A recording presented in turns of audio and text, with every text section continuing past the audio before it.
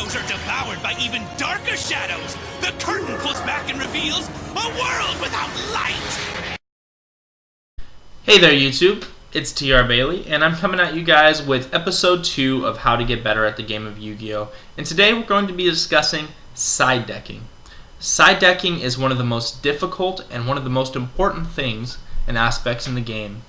A lot of players do struggle with it, and that's why I felt like it's time to address these issues, and hopefully you guys will learn something new and we can keep getting better and better every week as we have these segments. So to me, there are 3 very basic and simple steps that can be difficult to follow, but nonetheless there are 3 basic steps that I feel will help anyone get better at side decking today. Number 1 is understanding the meta and finding the right cards. So the first thing is all about building your side deck. You have to have a strong and versatile side deck in order to help yourself be good against not only just the very specific decks in the meta, but a variety of others. A lot of times there are other decks that are more what we consider rogue decks that can sneak up and bite you a little bit. So knowing the meta and finding the right cards to beat the meta, but also remembering to keep your side deck versatile, very important. Number 2 is knowing your deck and your matchups. Maybe you have a very strong matchup against the particular meta decks, and so you need to have a little bit stronger of a side deck geared towards other decks that you might see play against that you've noticed are more difficult. And number 3 is how to side in and how to side out in all these matchups, because that is very, very important and probably the most difficult. A lot of players don't know how to side in and out, and that can be a huge problem, obviously, as going into games 2 and 3. They're very important and crucial games. So let's go ahead and start with number 1, know the meta and finding the right cards.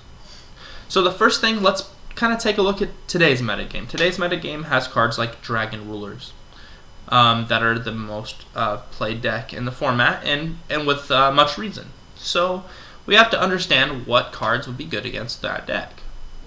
So we know that cards like Kaiku the Ghost Destroyer are fairly strong against the deck. Imperial Iron Wall is pretty good against the deck as well. In fact, it's very good. Gozen Match is very good against the deck. And so let's kind of talk about these 3 specific cards. So we have 3 cards here that are all pretty strong. Imperial Iron Wall is basically an auto game card against dragons if they can't get it off the field in some way, shape, or form. And that's just the reality of the situation for dragon players. So they have to find a way to get the card off the field or they lose. And seeing that it's the best deck in the metagame, it seems pretty likely that you would want to side in a card like Imperial Iron Wall because it's so good against the deck.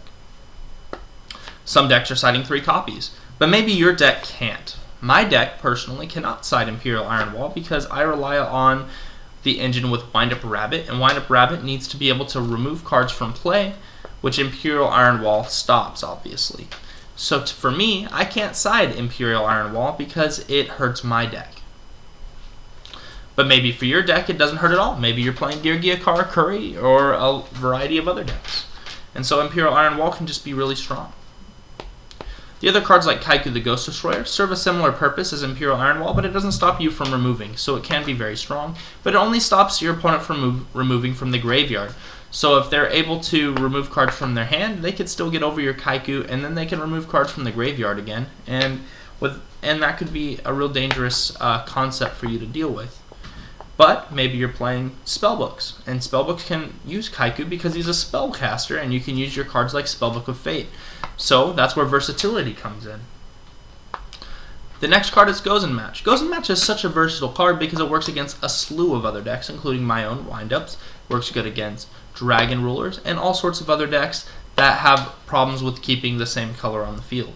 So Gozen Match can slow down a lot of different strategic attacks, and so that's a very versatile card. But you have to also remember your own deck. Knowing your own deck and your matchups is important. If you're playing Spellbooks, obviously, of those 3 cards, Kaiku the Ghost Destroyer is going to be very good because Kaiku is a spellcaster that works well with your deck's engine. Whereas Imperial Iron Wall will slow down your own engine and stop you from activating Spellbook of Fate, which is not what you're looking for. And Goes and Match doesn't do a whole lot of good because you play a lot of variety of attributed monsters, especially if you're siding in Kaiku. So with that being said, let's say you're playing Spellbooks, I would say the choice would be Kaiku the Ghost Destroyer. But if you're playing a deck like Girgia Karakuri, why not play Imperial Iron Wall and Goes and Match, because you can play both. And they're traps, and traps are obviously more versatile than monsters, as they can just be flipped and activated at any time during a game. So that's important to understand as well, is spells, traps, and monsters all have different functions, and versatility is super important. So in my deck, I don't get to play Imperial Iron Wall, but I main deck a card like Vanity's Emptiness. Whereas I could have sided that card, I decided to main it, so it's simply like having a main deck sided card. But I also side cards for the Dragon matchup like Debunk, Trap, Stun, and Soul Drain, because those are very good against the deck. But the thing about Soul Drain is it's also good against Water, Dark Worlds, Fire Kings, and other various rogue decks as well. So that's why versatility is so important, is because you want to be able to hit a variety of decks and a variety of strategies. Because if you're not prepared, you're going to lose, and you don't want that to happen to you. Now number 3, let's talk about that really in depth, because I feel like it's the most difficult part of the game for a lot of players. Knowing what to side in and what to side out can be so difficult that I've seen players make very difficult decisions, and they go into games siding out some of their engine. The first thing I want to point out about how to side in and out is you should always have a plan for game number 2. Always have a plan for about 4 or 5 matchups for game 2. If you have a plan, then you can't mess up your side decking choices in the moment. But if you don't have a plan, then you're not going to be able to side correctly. Game 3 is when you make those judgment adjustments. And Game 3 adjustments are very important, because we might see your opponent sides specific cards that you weren't expecting, or cards that destroy your strategy, so it's not working very well. So maybe you'll side back into your regular deck, or maybe you'll make a different decision. Game 3 adjustments are Game 3 is where you want to make adjustments. There are exceptions to the rule of making Game 2 adjustments that you might see, because you might see cards main deck that you did not expect your opponent to play. However, having a plan for 4 to 5 matchups is always the best way to go, especially if you're siding against your strongest weakness.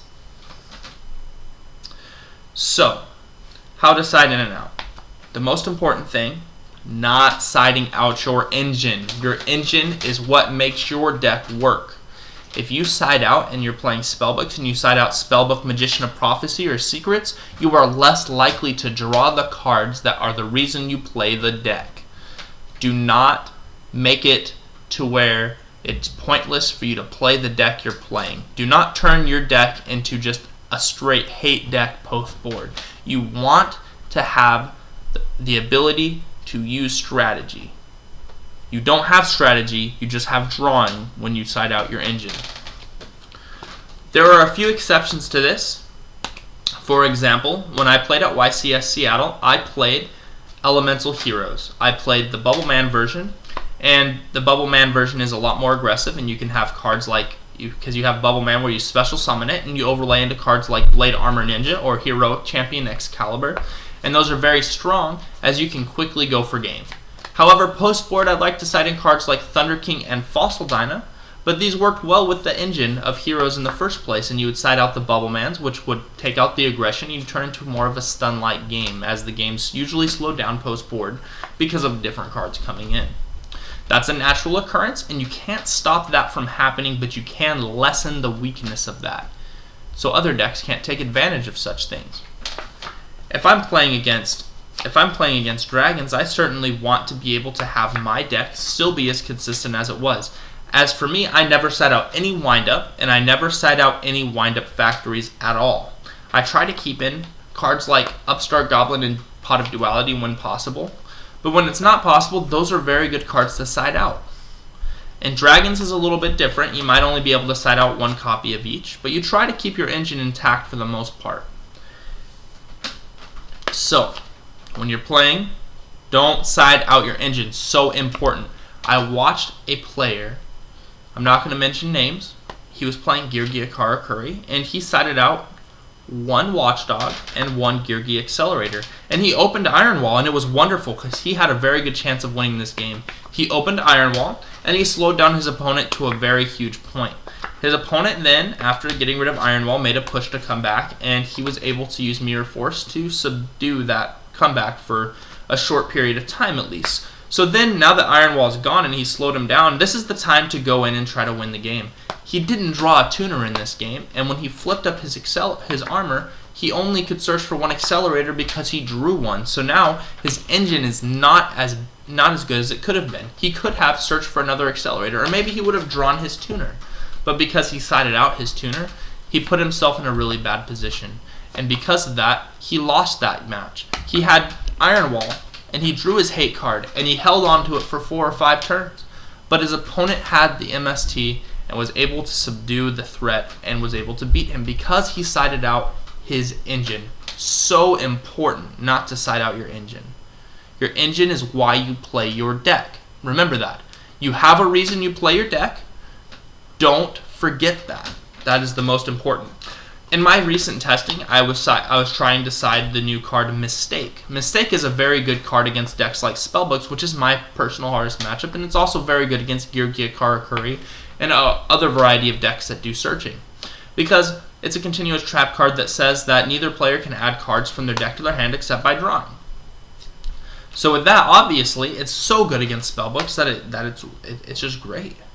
It's just great. And then I started to realize when I was testing that, hey, you know, sometimes I can't make comeback plays with Factory because of Mistake, because I don't side out cards that are for my engine. And so I went back to Mind Crush because of versatility. Versatility is key. Remember versatility. You want to make sure you hit their deck, but you want to make sure you don't hit your own deck. There are very few exceptions to this rule. And so now that we've went over those 3 basic steps, I hope that you've been able to learn something new from this. And if you guys have any questions for me, feel free to leave them in the comments below or inbox me. Don't forget to like my Facebook page. You can search that by searching TR Bailey or facebook.com/YGO TR Bailey. And this is TR Bailey signing out. Thanks a lot, guys.